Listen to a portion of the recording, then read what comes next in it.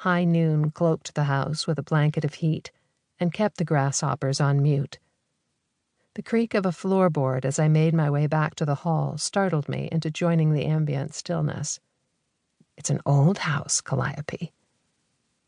Blowing out a short breath, I squeezed the duct-taped handle of my wand, wished it was a knife and that I knew how to use it in self-defense, and entered the kitchen.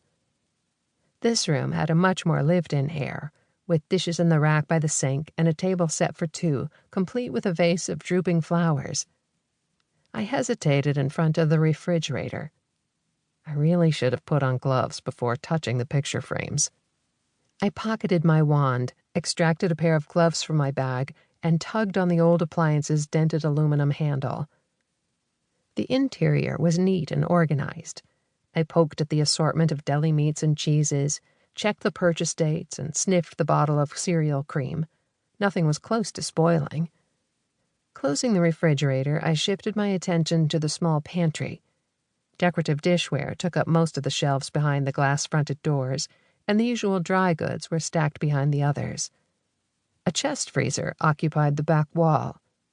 Its heavy lid fought against being opened until the suction finally gave way with a whoosh. A blast of cold air offered a welcome respite from the stale heat. Inside, two squarish wire baskets were half-filled with paper-wrapped packages stamped with the local abattoir's logo and labeled in black marker. Below the baskets, bagged in plastic, were larger packages containing pork and beef roasts. I went to close the lid. Light coming over my shoulder highlighted a peculiar shadow in one of the clear bags. I separated the wire baskets, reached for the plastic, and gave a quick tug. I had to stifle a scream. A nose! I had grabbed a frozen nose. And it wasn't a pig's nose. Those were wrapped and clearly labeled in the basket at my elbow. I pressed the back of my free hand to my mouth and frantically scanned the shelf to my left for something to count. A full-blown panic attack would not help me or the Permains. 12.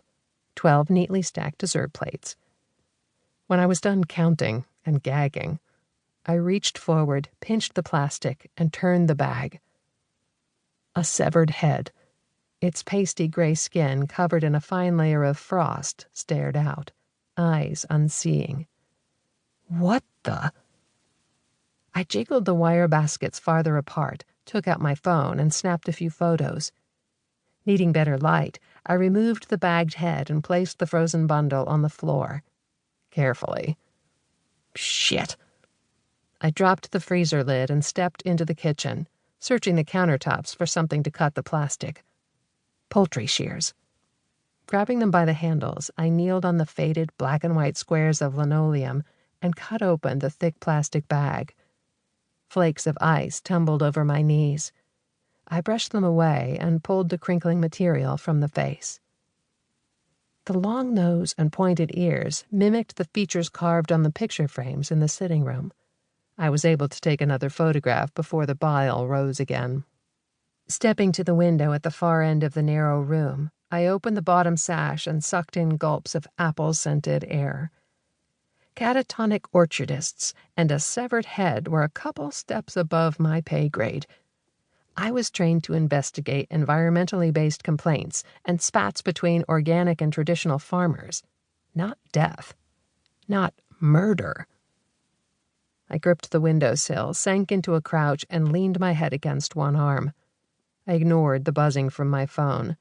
I'd have to get the provincial authorities involved now, but... "I see you found the heads," a man's voice said.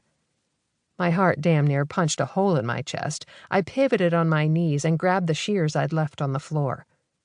Angling my gaze upward, the sunshine slanting through the back door effectively blocked out the man's facial features and endowed him with a temporary halo.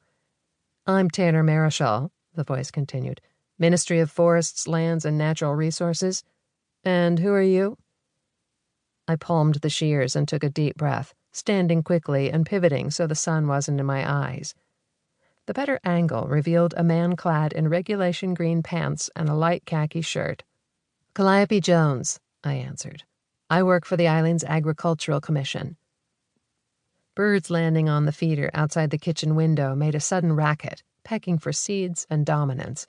To keep listening to this audiobook, I've left you a link in the description so you can do it, at no cost thanks to Audible's 30-day free trial.